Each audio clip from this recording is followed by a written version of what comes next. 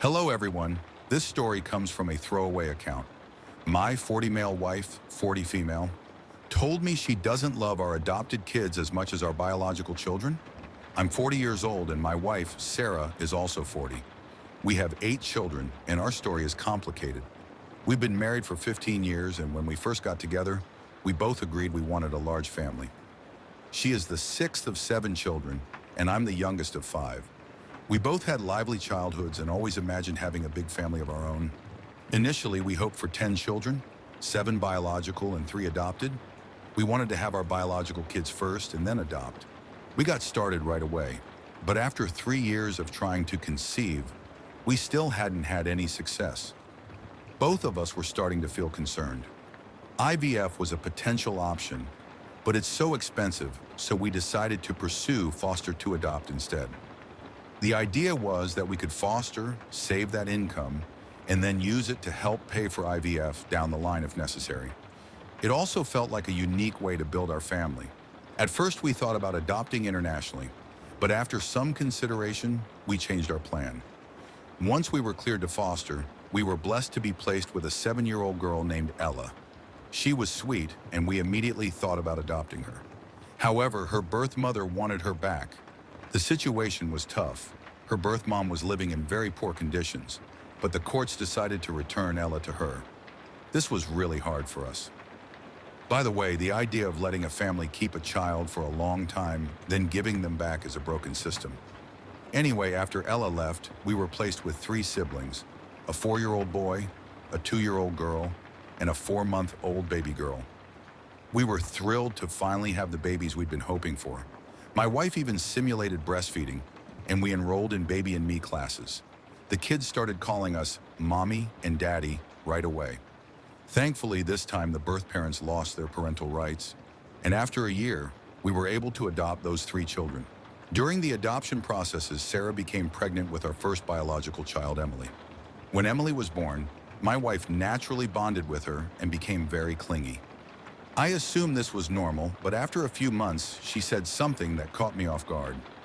I wish it were just the 3 of us. She apologized right away, saying it was just the hormones and that she loved all the kids. But I couldn't forget the feeling that something was off. Not long after Emily was born, we found out Sarah was pregnant again, with twins.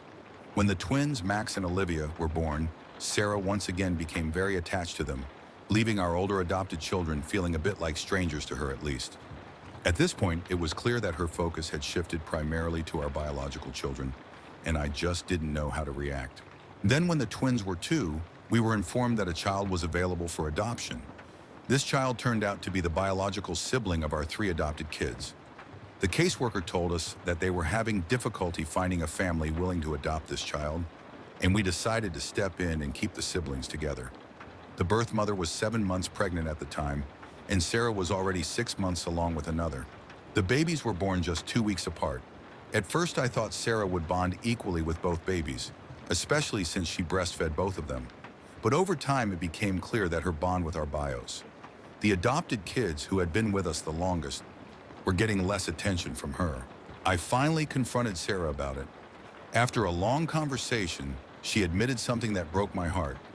I love our biological ones more, she said. The adopted kids, they're not really ours. I was shocked and devastated. I don't feel the same way.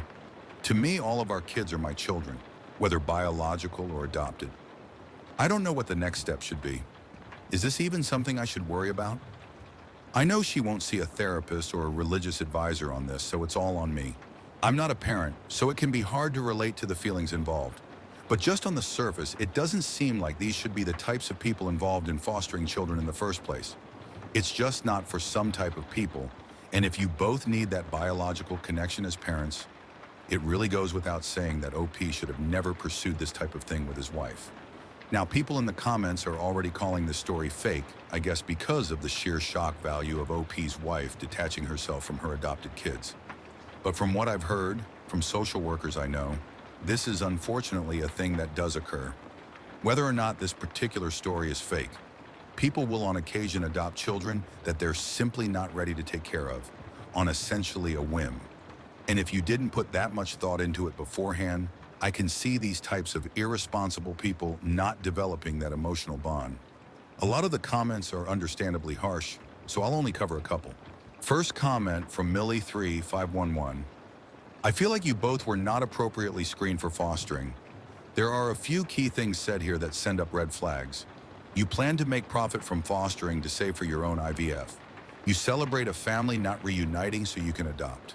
You saw fostering as your faster, easier way to the quantity of children you thought would make you happy. I don't really have words for your wife's feelings, but you made a commitment to your children, and it sounds like you both need some counseling and intervention to make sure you refocus on your commitment. Comment from Whitnaw.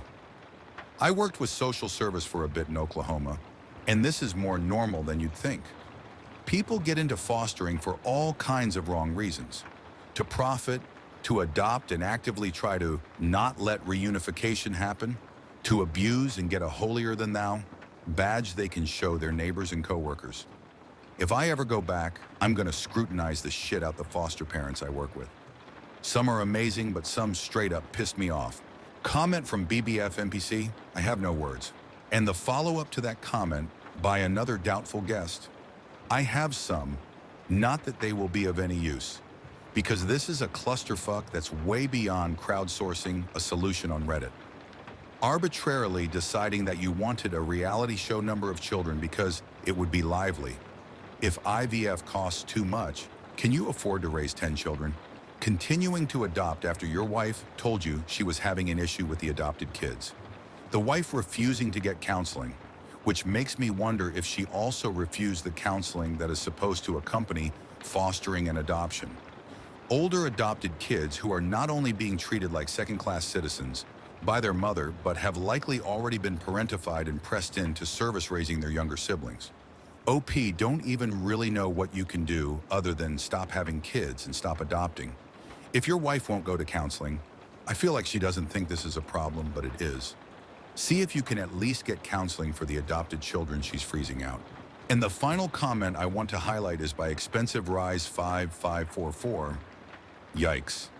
Also, thankfully this time the birth parents lost their parental rights. When you foster, you always are to expect it to be temporary and know that the goal of reuniting with the bio parents is always on the table. Did they not make you go through any counseling or training ahead? You both are doing a severe disservice to all these kids by, well, having all these kids. Good Lord, I've known many families this large, and none of them were emotionally healthy environments for a kid to grow up in, and it certainly seems to be getting away from you. I kind of really hope this is made up. Well, if there is one thing that is guaranteed to anger the internet, it is any form of child neglect or abuse. If it's not a fake story, I'm not sure what OP was expecting posting this to Reddit. They should have at least have the self-awareness to work with DSS to find a solution if they feel they're in too deep, rather than post the story. Because I imagine OP will get a lot of hate for this. But I want to thank you all for taking the time to listen. I'll see you all in the next one. Bye.